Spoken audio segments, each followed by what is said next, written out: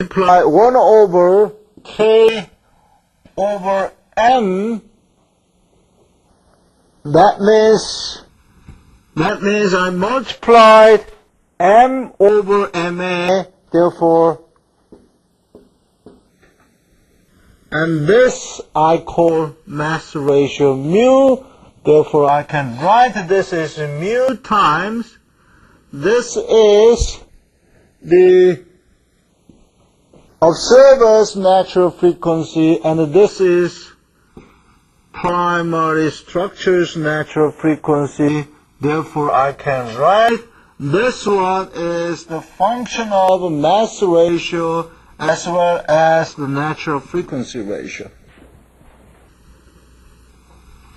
Okay? So, now, the equation we are going to play with, or enjoy with, or explore with, is expressed in terms of the physical parameters that essentially sees the ratio. Mass ratio, that determines the ratio between master structure, and the mass ratio between master structure and observer structure. Natural frequency of master structure and natural frequency of observers, and so on. So, rewriting this one,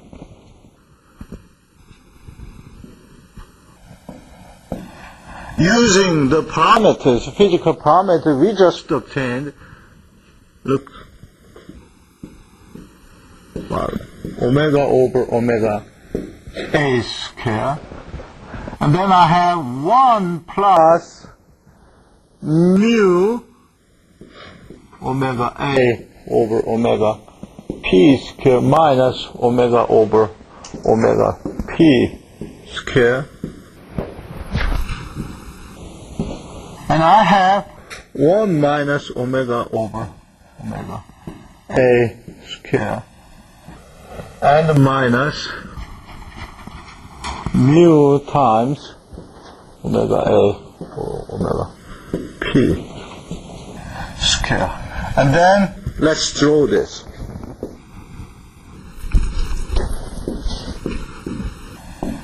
In terms of omega over omega A, and I'm drawing this X.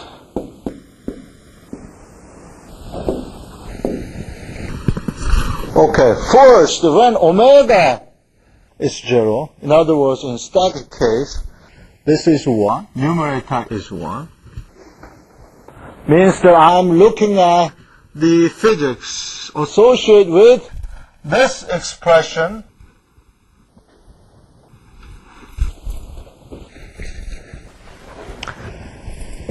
I mean,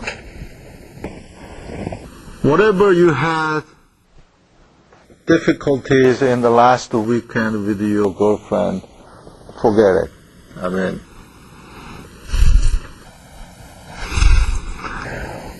whatever crisis you had during the last weekend with your friends, forget it. Using vibration observer we are learning today, okay? Let them vibrate and we just stay as we're supposed to be, right? Okay, we are KAIST students. So, this is 1, and this is 0, and this is 0, therefore this is 1. Therefore I have this one, and I'm subtracting same amount, so I have a 1. And that physically correct. And there's no excitation. If the excitation is 0, meaning that I'm pushing the structure with a 0 frequency. What if omega goes to infinity. Okay? If omega over omega A goes to infinity. Is this?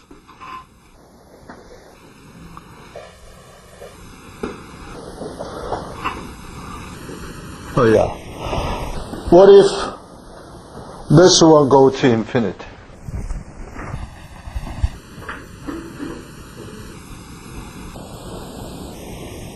Does it go to 0 or is it approach to 1?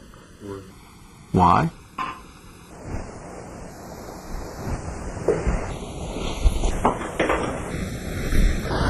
Okay, if this approach to infinity and if this approach to 1001 and this one approach to the square of 1001, because I have 2 terms, right?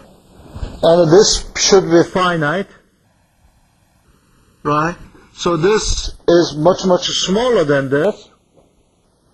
Therefore, this one multiply this is like 1000 multiply 1000, that is 1 million. So therefore, 1000 divided by 1 million is nothing. Right? You don't care somebody who has just 1001 if you have 1 million one, right? So this approach to 0. So there is 0. And the maximum, where the maximum occurs, when omega over omega A is 1, then this one approach to 0, right? And this one approach to 1. Therefore, I have this one and subtract the same amount, so I have 0 divided by 0. That is not defined mathematically, so I have to look at carefully what happened.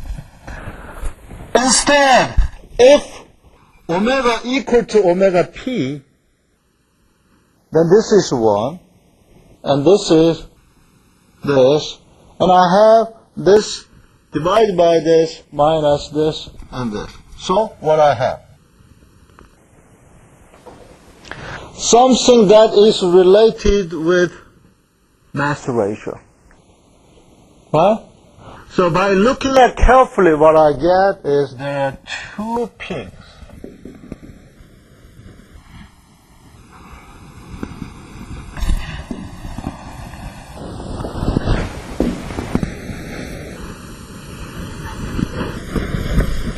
As drawn in the text, and this is the value when omega over omega A equal to 1. Okay, right? And this graph actually depends on many parameters. Omega A, omega P, the ratio, the mass ratio. Right? Okay. Our problem is, sorry to draw this graph incorrectly. This has to be like this.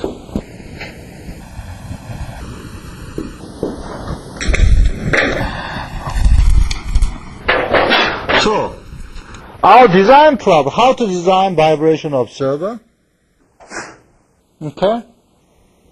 How to design vibration observer as illustrated in the text. Suppose I have a drill machine over here. Or turning machine. You know what is turning machine? 선반. Turning machine. And turning machine is oscillating. Maybe this way as well as this way.